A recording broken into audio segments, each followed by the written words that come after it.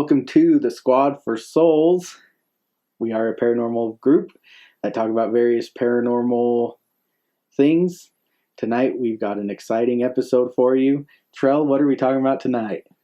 Yeah, so tonight I was thinking a little bit about, I like to think of it as kind of a paranormal boom when it kind of got popular in pop culture a little bit. And I think of the time takes me to the late 2000s when ghost hunters and ghost adventures were hitting their peak of popularity.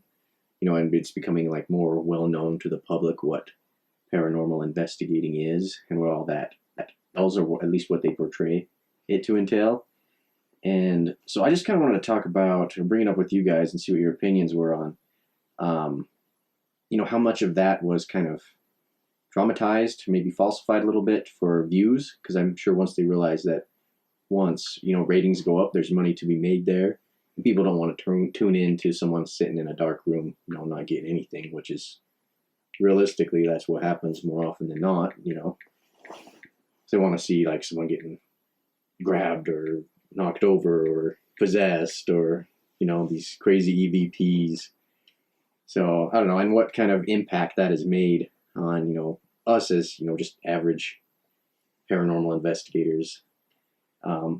I think it's impacted kind of our ability to get out to different places and investigate, because people see these shows and how much money there is to be made on an investigation. And a lot of places around here in Utah are featured on the shows, and so those people start thinking, hey, I can make some money off of this. And we're just guys who do it for fun, as a hobby, and we don't have all this money to put towards an investigation.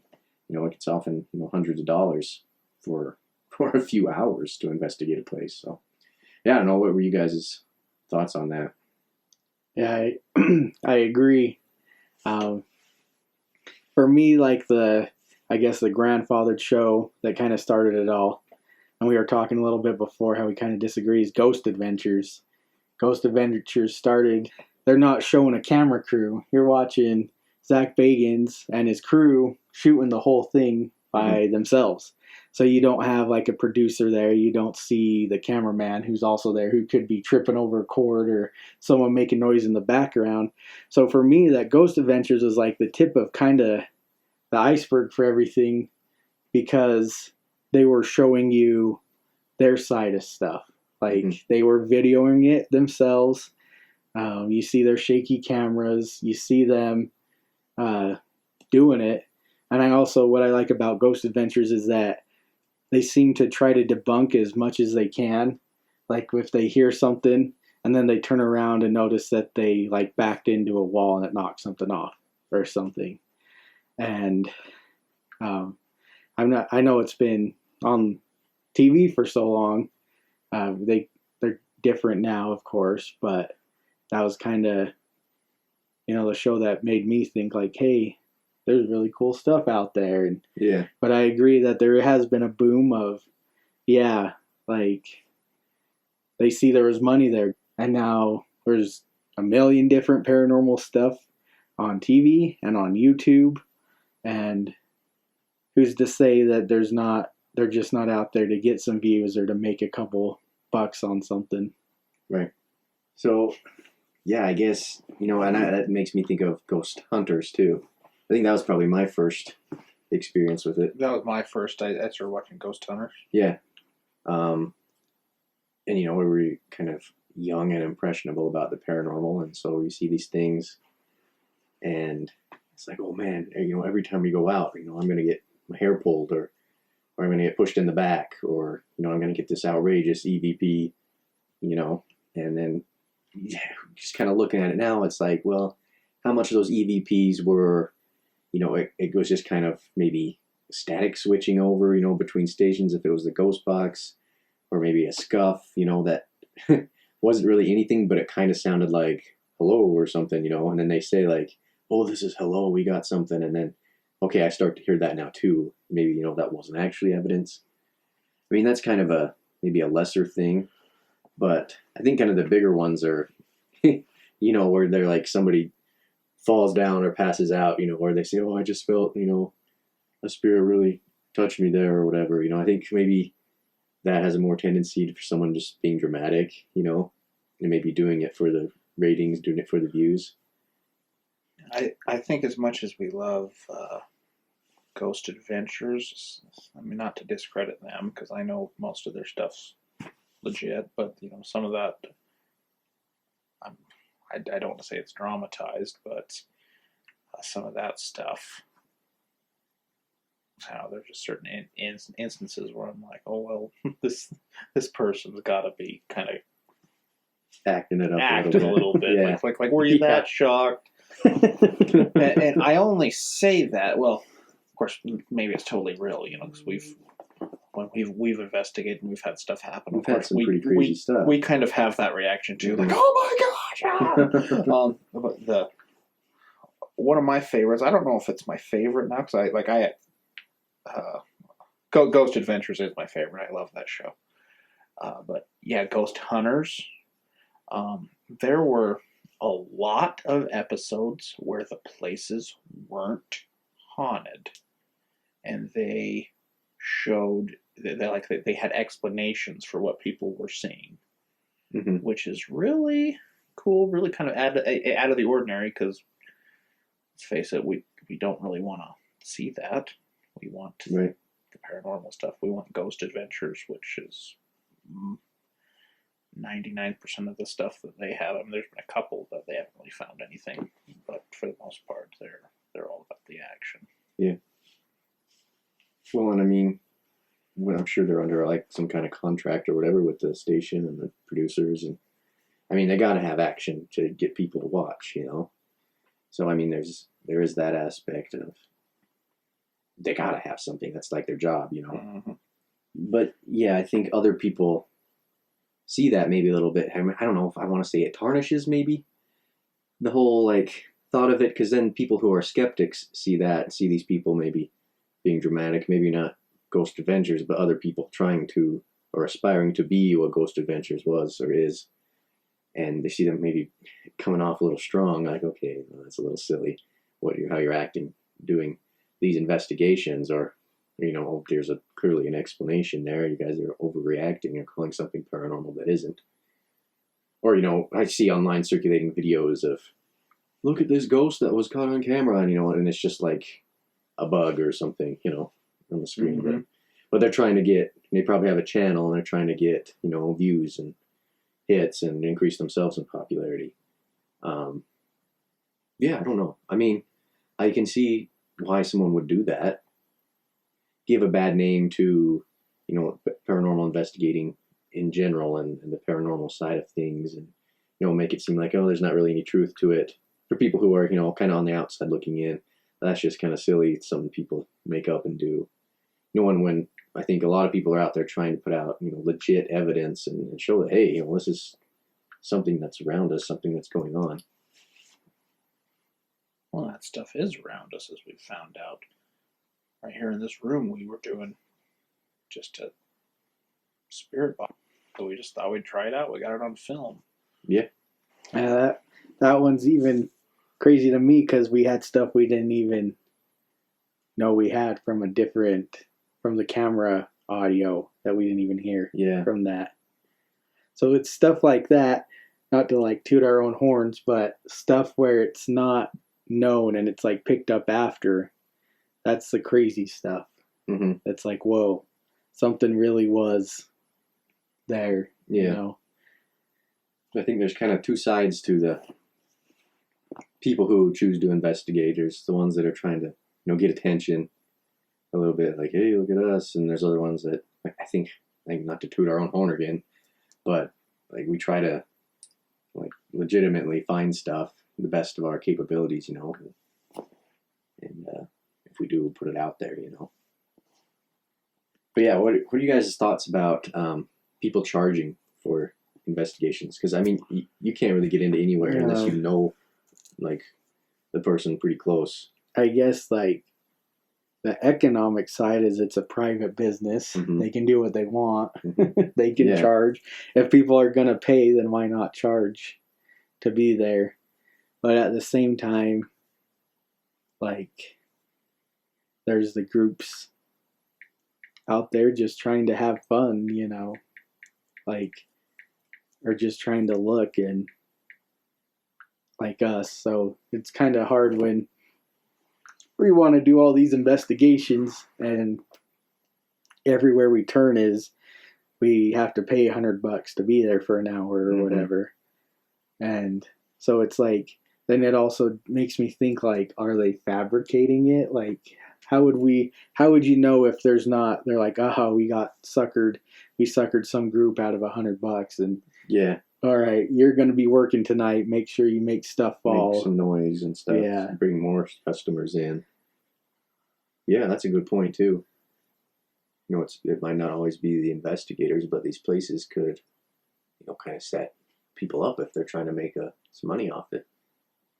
I know I've looked online at like a few places that have been said to like be haunted, and then you look and it's, experience here, sign up, and pay this price. There's both places in Idaho, or there was the school and the hospital, I think, up there. And both, they're like, yeah, you can investigate, but it's so much an hour, and you're going to be doing it with a group, with a guide, one of our guides. It's like, is this a spook alley, or is this, an actual opportunity to investigate?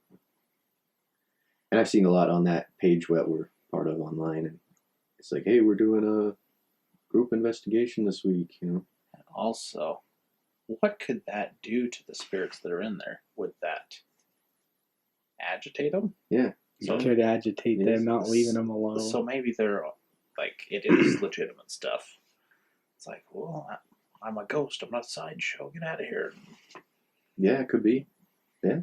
Yeah, I not to change gears or anything, but thinking about like technology, I remember looking up like spirit box apps you get on your phone. Oh yeah. You get the app and you turn it on and it sits there acting like it's white noise, and then it like will say random words, like say someone's name. Like it says like Todd and Carrot and I'm with you, like Carrot. Yeah, that's just what it said when I got the app, and it's just like, do I really believe there's a spirit talking around me named Todd about a carrot? I really don't. Like, these apps are trying to get people to download it, and they're downloading the programming onto it, and like, how many people are being fooled thinking, oh man, there's Todd and a carrot around me? Yeah. Well, I've seen them popping up too on my feed, and I don't know if I trust an app to. I don't know. I haven't seen the evidence behind it or the research behind it. Not that there's much to be had, I suppose, but I'm a little skeptical of apps that claim to do that. I'm kind of curious. I think I might do it. I'm going to do it right now. This is the first I've heard of that. Let me just hold on here. We got like Ouija board ones, and yeah, there is. I've seen that one. Yeah, it's like a Ouija board on your phone where you're supposed to move your fingers and stuff. Oh boy, it's like Also, with like the technology, who knows what's on YouTube? I try not to believe. I tend to go on the site on YouTube of it's not real first. Yeah, because of how much can be edited and make it look real. Yeah, and so and like there's a video that was like circulating, and it was like of an angel saving someone. It was like in Japan or something, and it was like someone standing in the road and a truck coming, and all of a sudden you see someone appear in front of the truck, take the person away, and drop them off on the side. It's like a flash, and then the person's gone, and they like the video's like angel appears and saves someone in the middle of a street. Well, that was a technology company did as advertising of their editing abilities. And a lot of people didn't know it, and I've seen it all over, like, look at this real video, angel saves man, and people in the comments don't sit there and say, hey, that's fake. Like, they sit there and say, wow, angels among us type stuff. Yeah. But like, there's the evidence that says the company's like, hey, we did that for advertising. So it's really hard with all that. Kind of the general public kind of wants to latch on to, the idea of the paranormal, which is why it's so intriguing and so popular in the first place, You got it pulled up? We're trying out this app. Here we go. Maybe not. What if like all of a sudden like it's crazy real and like it starts saying our names? Nah, that would be weird. Starts creeping on us a little bit. Well, let's think of maybe a kind of a unique, maybe an odd perspective, but what, like we kind of talked about, the spirits. What do you think they're, like, do you think they know someone's making a buck off them, or if it's a legit place? Or do you think that's ethical? Oh yeah, that's what I'm saying. Could that? You think that would make them mad? Yeah. Would Irritate irritate them? mad. I would tend to go on the side that yeah, they're mad. Invading like the place of stay where they live, you know? Yeah, Unless they live, because they're spirits, but I think if we were just chilling right here in our house and someone would just knock in and be like, "Hey, what's going on? We're just barging into your house. Hope you don't mind." I think that's kind of what they want, is that kind of reaction, you know, to make them mad maybe a little bit. You know, as an investigator, you want something to happen. If the spirit's mad, something's probably going to happen. But I mean, and that kind of brings us back full circle to how on these, you know, investigative shows or people putting out their own show. I mean, you can find groups on YouTube, you know, that are clearly, you watch them and they're like, okay, this is a little dramatic, you know, but they get a lot of views type of thing because people like that drama. So that's kind of this balance of ethics, is do we get the views? And I mean, but it's like, who are we to judge their paranormal experience? Maybe they really are freaked out, you know, but maybe they really did feel something touch their hair. I don't know, you know, probably not likely, because investigations really don't go that way. They're pretty slow, you know, most times. If you get a hit of something, it seems like it happens in a spurt and then it's gone, and then you don't. Not, I mean, we're definitely on the average side of stuff, but in our experiences, I'd say, I mean, we don't have stuff happening all night, and it's usually, like you said, it just, one thing happens, which is really crazy, and that's about it. And, you know, I would tend to lean on the side of the stuff that's like just a split second instead of stuff happening the whole time they're there. But yeah, like you said, who are we to judge? Yeah. I mean, you're free to experience what you experience, but I think a lot of it I think our minds can make stuff up too. Yeah, that too, when you're in that situation. I think if you're already on edge and you hear that somebody got their hair pulled there, you're more likely to be prone to think your hair is going to be pulled. So anything could, I don't know, your mind could really put it on. That reminds me of a story. It's called priming someone to think something. Colton did this to me once at Ridley's. I was getting bananas out, and he told me, he's like, you know, these bananas in Ecuador, I've been hearing talk of these big spiders that have been fighting down in there. So I'm like, damn, big spiders? And then that's all he said to me, and he walked away. And so I'm putting them out, and then what did you stuff? It was some weird citrus fruit. It looked like an octopus. Yeah, I forgot what it was, but they had sent it to us. But he had stuffed that in the box, and I had not paid attention. I came to it and I looked, and it scared the hell out of me because I was thinking big spiders in my head because he had primed me to think that. So yeah, that's definitely a thing, and it's interesting. I remember looking around the corners watching it do it. I'm like, is it going to do it? It's going to scream. Startled me. Yeah. Well, hey, I think that's our time for this episode. You guys have any last thing you want to say? Rock and roll. We'll catch you next time. See you next time.